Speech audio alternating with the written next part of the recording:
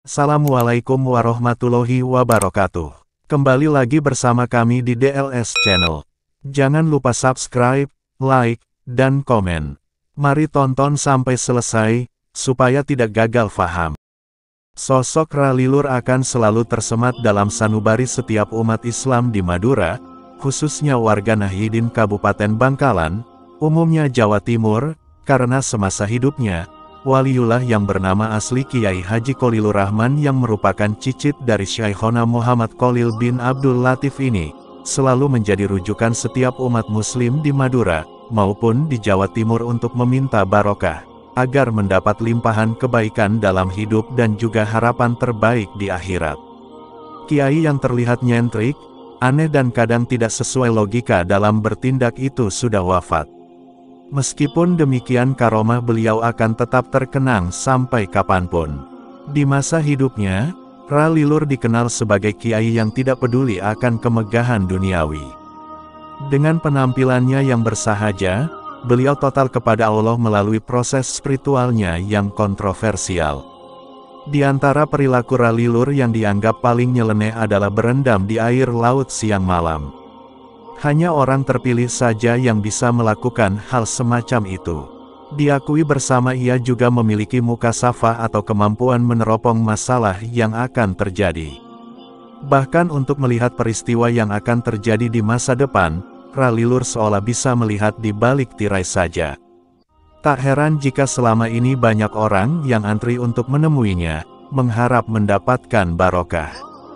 Mulai dari petinggi negeri ini, pejabat, ulama hingga rakyat biasa berebut untuk hanya bisa berjabat tangan. Namun mereka yang datang ke rumah sederhananya tidak serta-merta ditemui. Berikut sekian di antara keistimewaan Ralilur, yaitu membakar pondok pesantren, naik mobil tanpa bensin, menyiapkan hidangan makan secepat kilat, berendam di laut serta memberi pil mencret untuk orang yang kehilangan sapi, dan masih banyak perilaku lain yang kadang tidak masuk akal pikiran, namun akhirnya terbukti benar di kemudian hari. Pada suatu ketika, Ralilur memanggil ajudan kepercayaannya, Husni Madani. Kepadanya Ralilur meminta untuk menemaninya jalan-jalan ke Surabaya. Tanpa basa-basi, Husni langsung mengiyakan permintaan itu. Setelah itu, Ralilur meminta Husni menyewa sebuah mobil berikut dengan sopirnya. Setelah rampung, keduanya berangkat ke Surabaya. Anehnya, ketika sang sopir hendak mengisi bensin, Ralilur malah melarangnya. "Sudah tak usah isi bensin," kata Ralilur. Karena mengetahui siapa Ralilur sebenarnya, sang sopir pun langsung tancap gas menyeberangi Selat Madura dan melesat ke Surabaya. Di kota pahlawan seharian penuh kendaraan yang ditumpangi Ralilur melaju. Tapi uniknya, tak sedikit pun jarum penunjuk bensin turun. Sepanjang jalan saya mengawasi jarum penunjuk bensin, tapi bensinnya tetap penuh. Saya jadi heran, lah wong bensin tidak diisi sama sekali, tapi tidak habis-habis, cerita Husni. Uniknya lagi, ketika kembali ke desa Banjar, Galis, Bangkalan di mana Ralilur tinggal, tangki bensin tetap tidak berubah alias full tank. Kalau dipikir, bahan bakarnya itu siapa yang ngisi ya, kata Husni dengan penuh tanda tanya. Setelah itu kejadian serupa sering disaksikan oleh Husni. Semisal, pada saat Ralilur mengajak Husni keliling kota Bangkalan. Saat itu Ralilur menyewa mobil pick-up. Sang sopir diminta untuk menuruti permintaannya.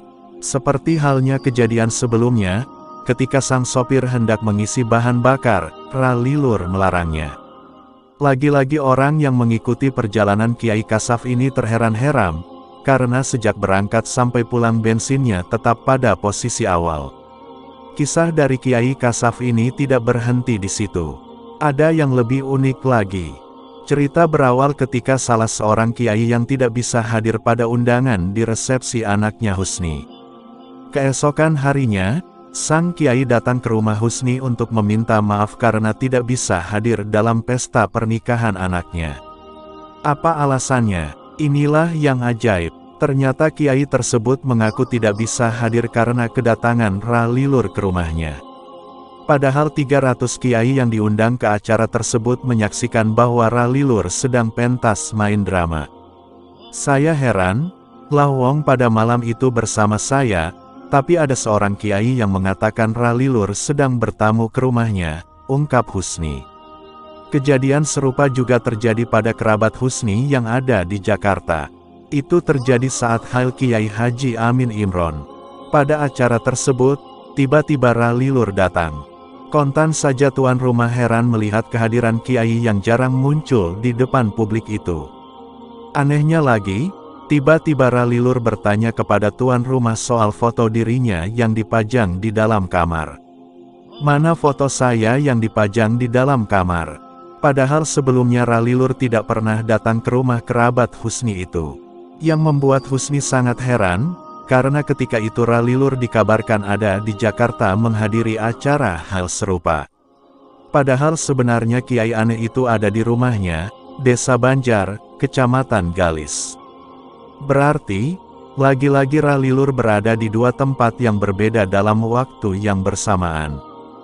Dikabarkan juga, Ralilur suka berendam di air laut. Tidak ada yang tahu apakah itu suatu bagian dari tirakat, atau memang digerakkan oleh Tuhan. Yang pasti, kebiasaan Ralilur berendam di tengah laut ini tergolong tirakat tinggi. Kenapa begitu?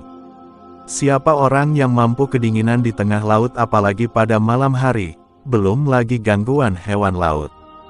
Karena itu, tirakat jenis ini hanya bisa dilakukan makhluk Allah yang memiliki kemampuan fisik dan jiwa yang luar biasa. Cukup banyak orang yang menyaksikan Ralilur berendam di tengah laut.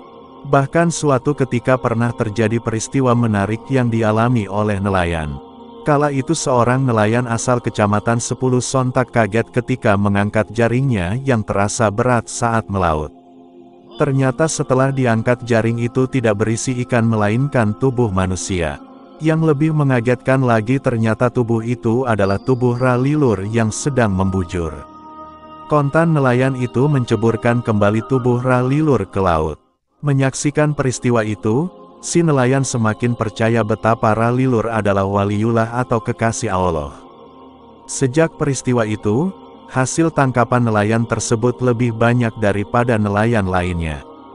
Ia pun yakin bahwa dirinya telah mendapat barakah dari Ralilur. Saat ini jasad Ralilur memang tak lagi menghiasi bumi Bangkalan. Namun, diyakini barakah Ralilur akan selalu menyelimuti bumi Bangkalan. Hal itu terlihat dari ribuan umat muslim dari Pulau Madura yang terus bergantian berziarah ke makam Ralilur di Kompleks Pemakaman Syaikh Khalil, Martajasa, Bangkalan.